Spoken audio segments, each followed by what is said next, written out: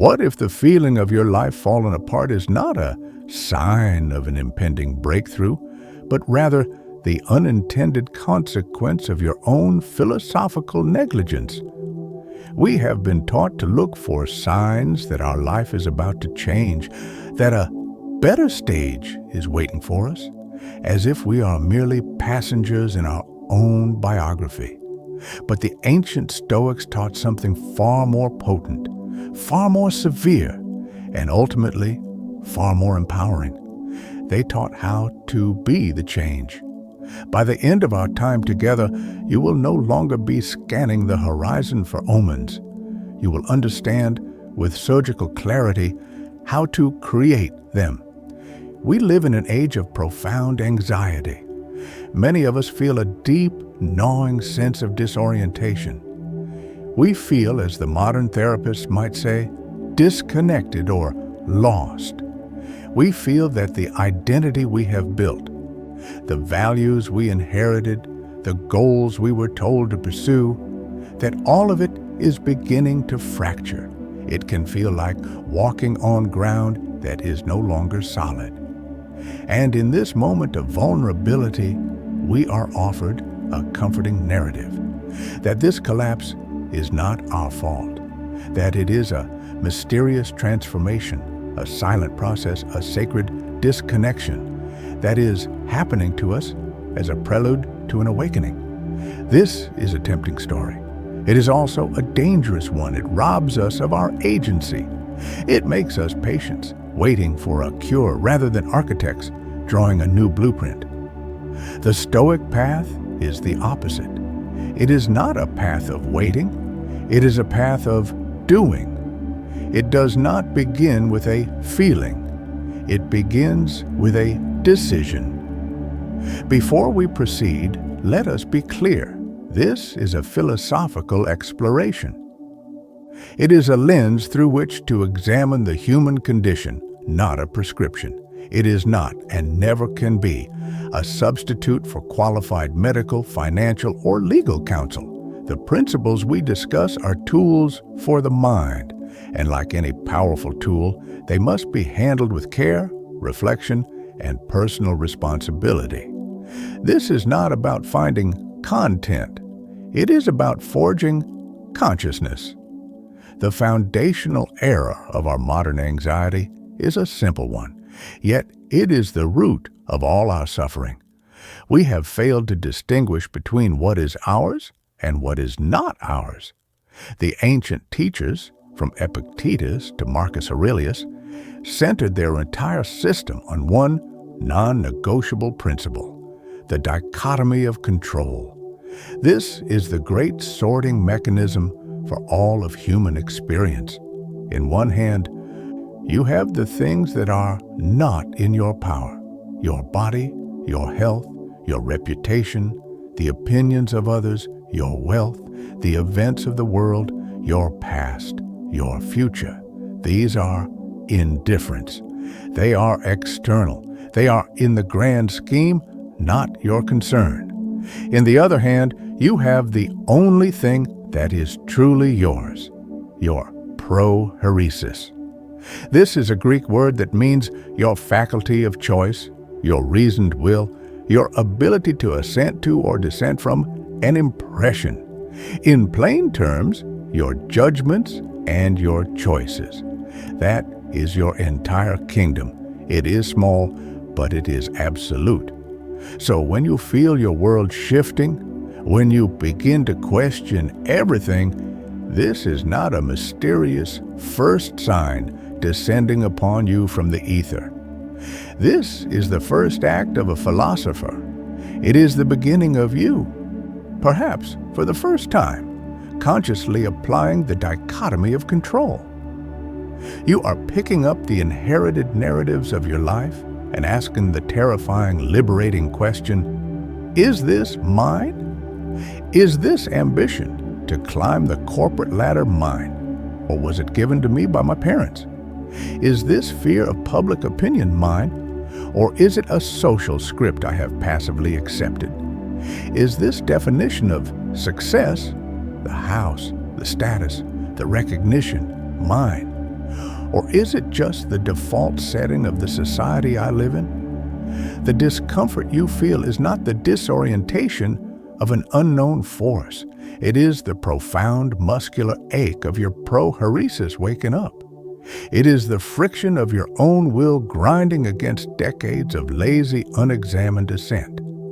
The life built on autopilot should feel unsatisfying because you were not the pilot. You were cargo. This sacred curiosity is not a gift. It is the work, and you are the one doing it. This is the first crucial reframing. You are not seeing a sign. You are laying a foundation. From this first act of questioning, a second consequence naturally follows, which is often misinterpreted as a sign of loss or grief. You begin to feel a quiet but undeniable detachment from your past. Old routines, familiar places, even once meaningful relationships start to lose their emotional gravity.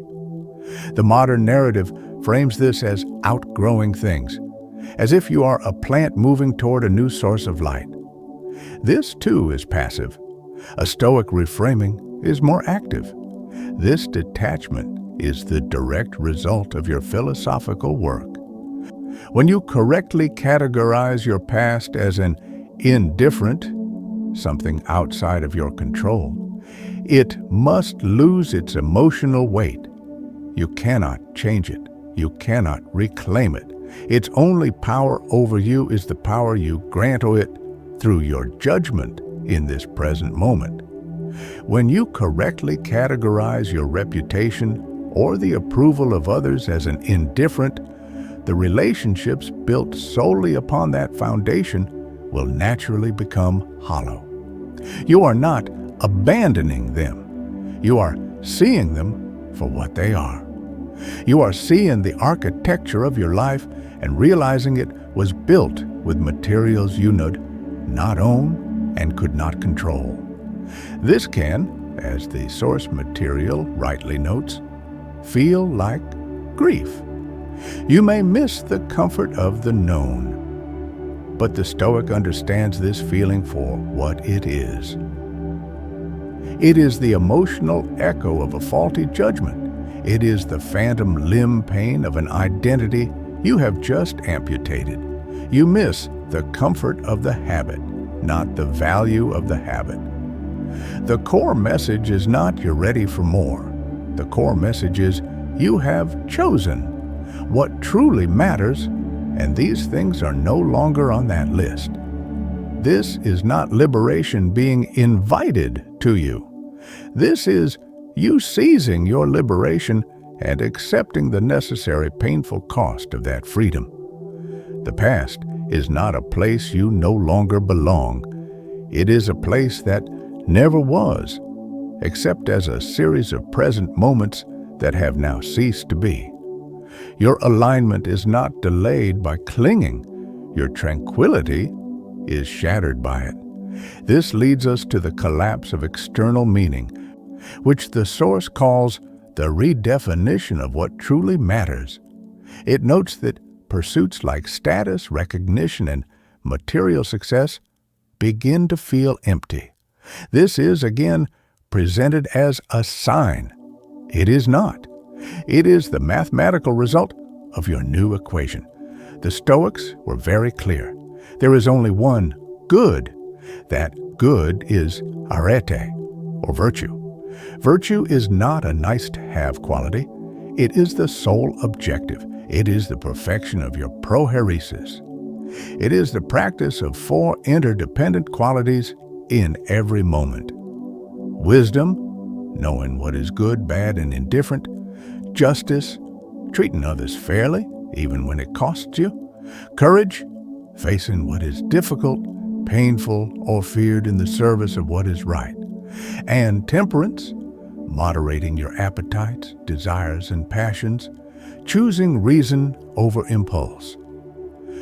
If virtue is the only good, then everything else, wealth, health, status, reputation, is by definition not good. They are preferred indifference. We can prefer to have them, but they make no difference to our character. A good person can be poor. A good person can be sick. A good person can be unpopular. Conversely, a vicious person can be rich, healthy, and celebrated. Once you truly internalize this, the entire motivation structure of the modern world collapses. It is not that status feels empty. It is that you now know it to be empty, as a simple matter of fact. The unease and loss of direction is the disorientation of a compass that has lost its false north. Your whole life, you were told to sail toward the magnetic north of external validation. Now, you have ripped the needle from that housing and are forcing it to point toward the true north of internal character. Of course it feels strange. You are finally stepping off the path built by others, but you are not building your own path in the sense of finding a new, unique destination. You are joining the one true path, the one walked by all philosophers, the path of aggravate. Your compass is no longer meaning. Your compass is virtue.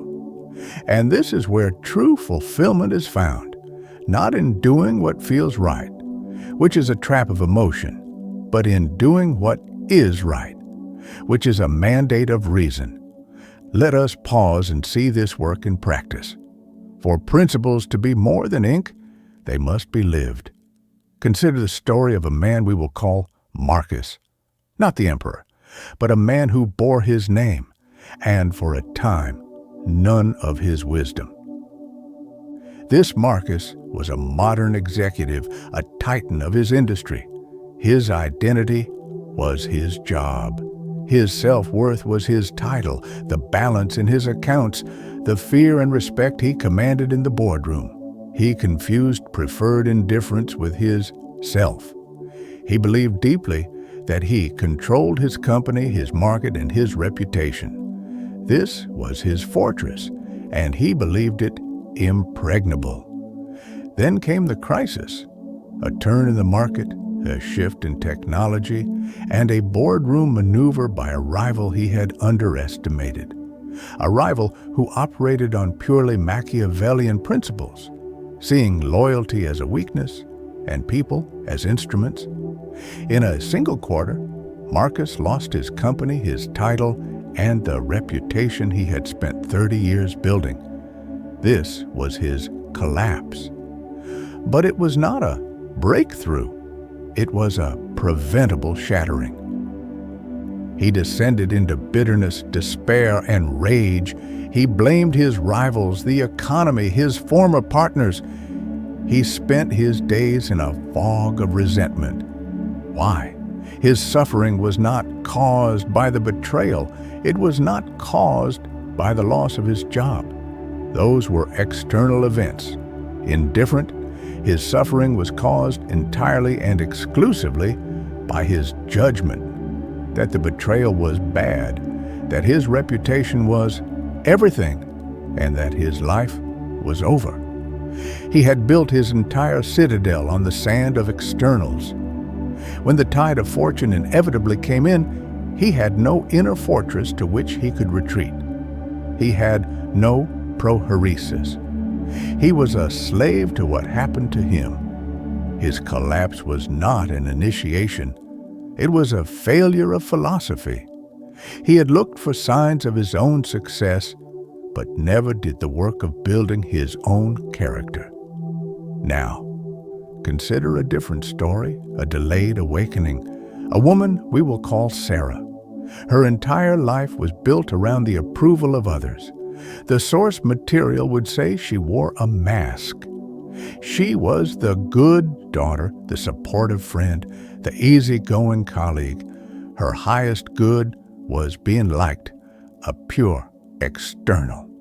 Because of this, she tolerated toxicity, as the modern phrase goes. She endured the manipulative barbs of a narcissistic relative, the demands of overbearing friends, the passive aggression of colleagues. She mistook this for kindness, or keeping the peace. Her disorientation began not as a gentle questioning, but as a slow accumulating poison of self-betrayal. The crisis came when her relative demanded she lie to protect them from a consequence, a lie that would harm an innocent third party. Her entire being screamed, no. Her logos, her innate reason, recognized the injustice, but her habit, her addiction to approval, screamed yes. She failed the test. She told the lie. The collapse was the aftermath. Not a dramatic explosion, but a cold, hollow void. The grief she felt was not for a past she was outgrowing. It was the acute, present tense pain of knowing she had betrayed her own faculty of choice. She had chosen the indifferent neo-approval over the good. Justice, that was her rock bottom. Her awakening was the realization that her goodness was a coward's costume. Her inability to tolerate toxicity was not a new strength. It was the final agonized recognition of her weakness. Her journey began there, not by trusting her intuition, but by finally listening to her reason and accepting the terrible cost of having ignored it for so long.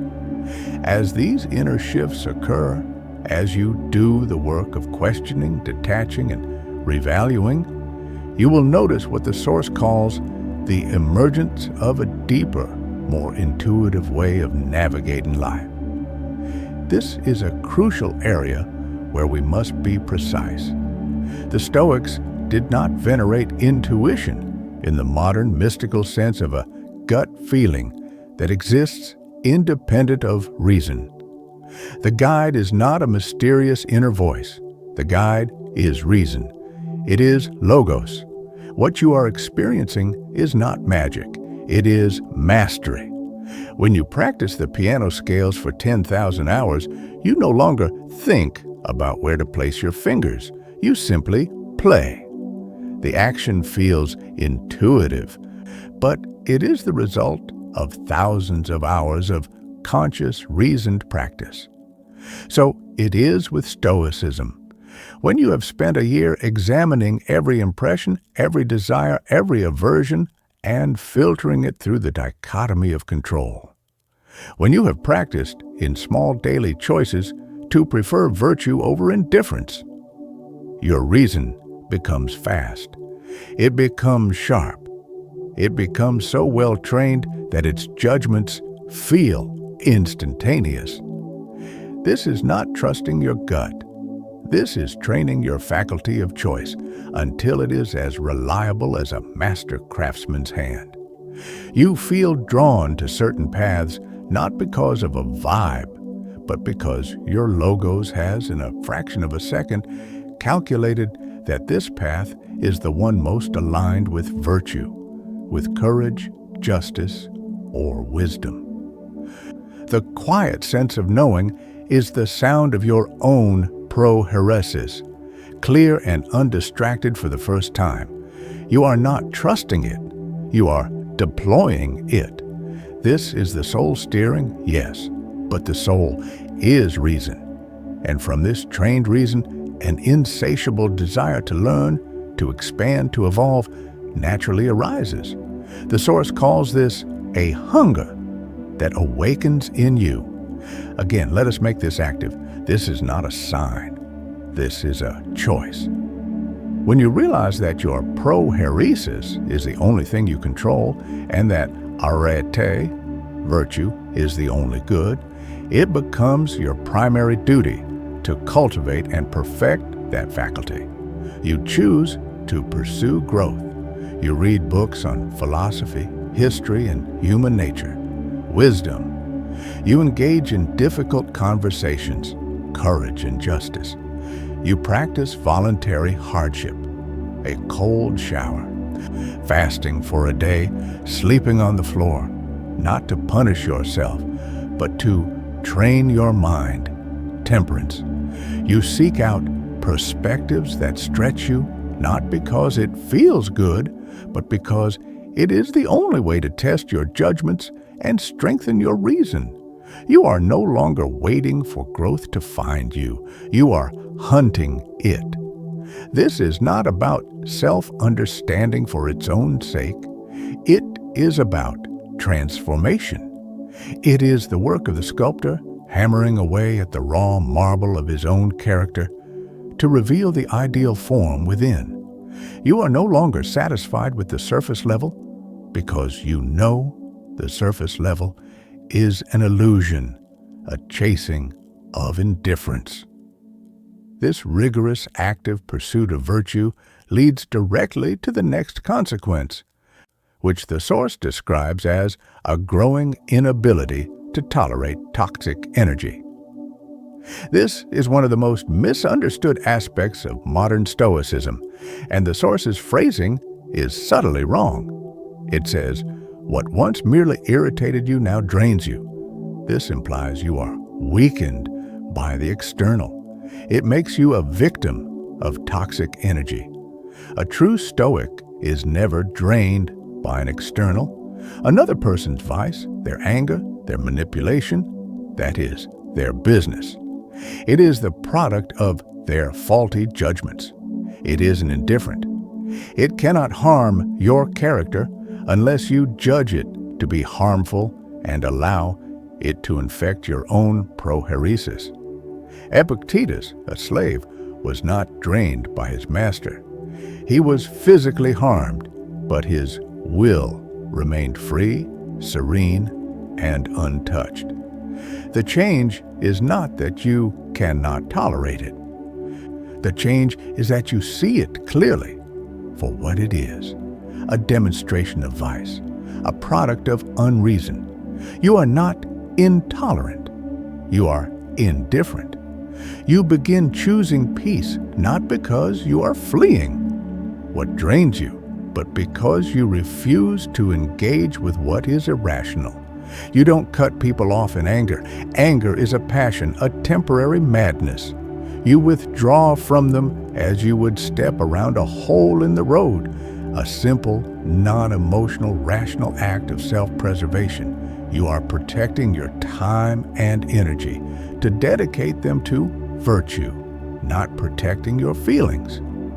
The goal is not to feel good. The goal is to be good. You are not choosing an environment that nurtures you.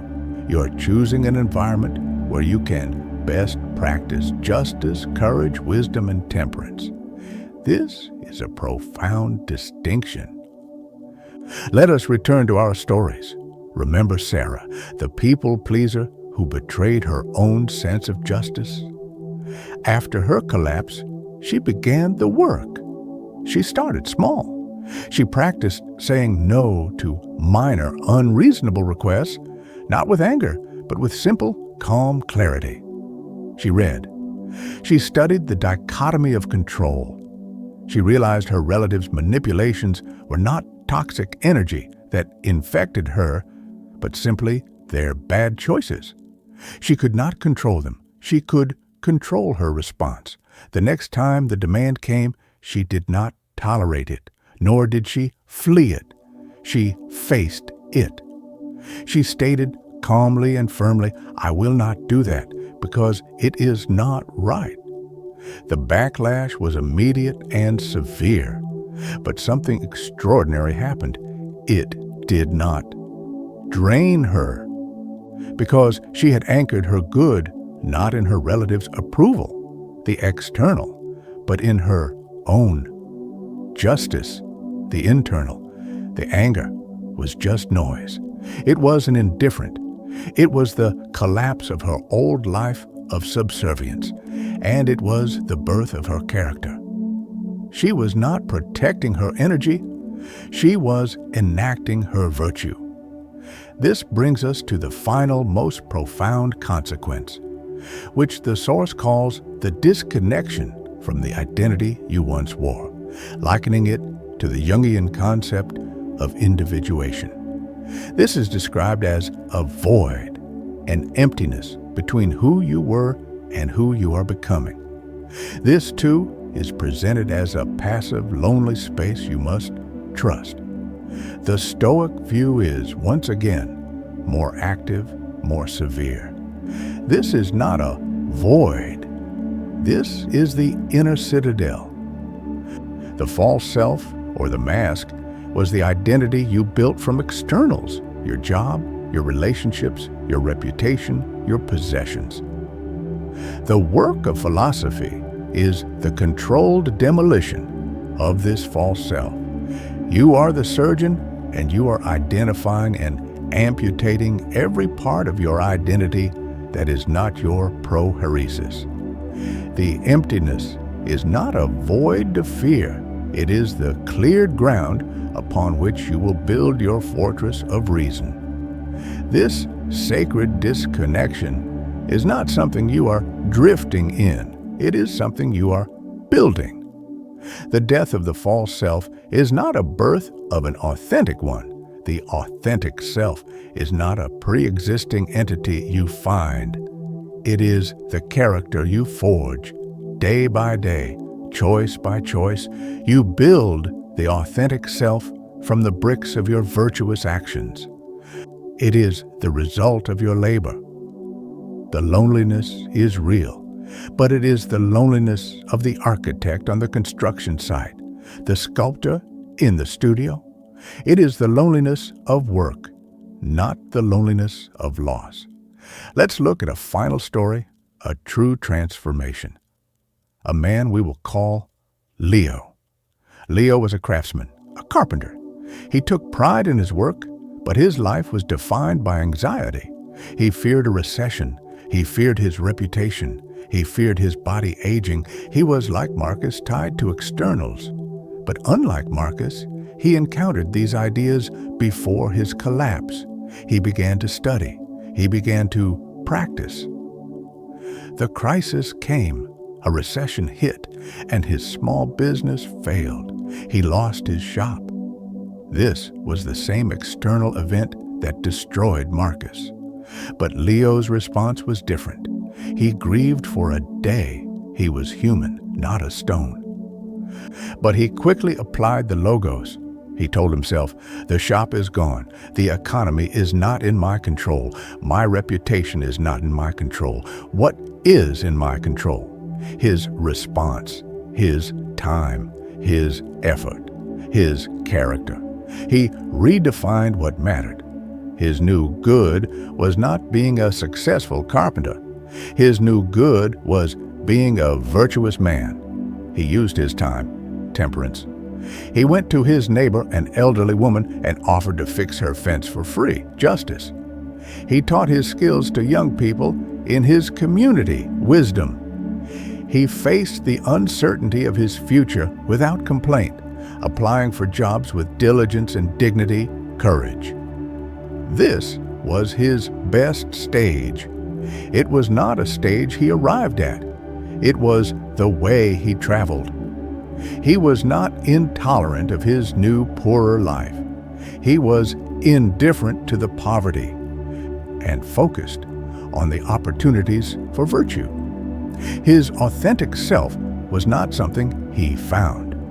It was the man he became through those choices.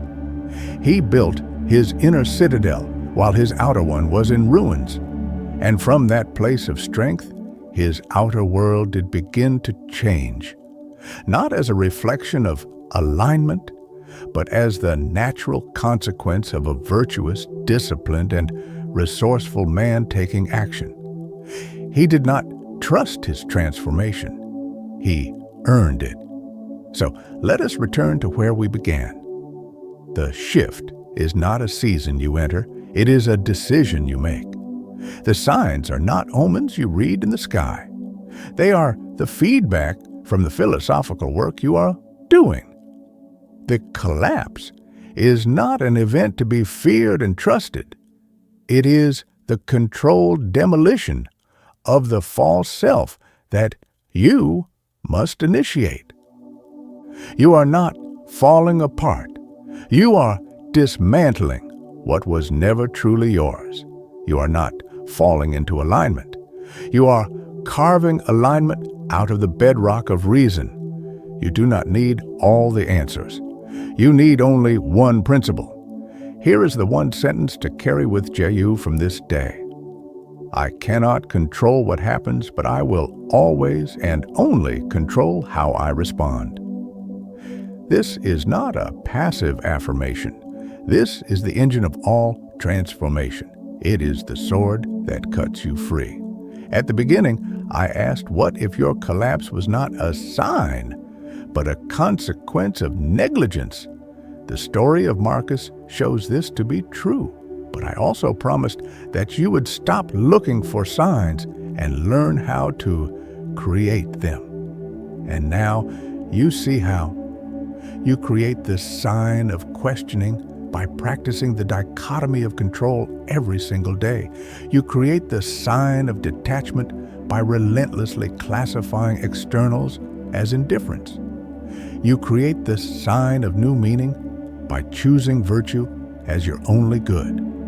You create the intuitive voice by training your reason until it is sharp, fast, and true. You create the new self by building it choice by choice, action by action.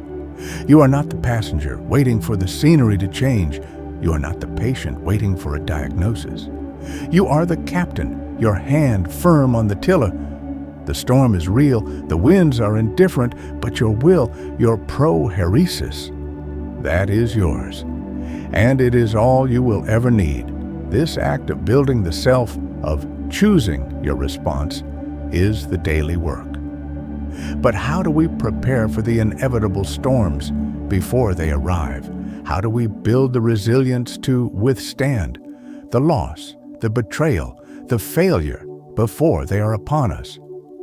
The ancients had a technique for this, a disciplined, severe, and powerful rehearsal for disaster, not to foster pessimism, but to forge an unbreakable serenity, a practice they called premeditatio malorum, the premeditation of adversity. And that, the engineering of an invincible mind, is a subject for our next chapter.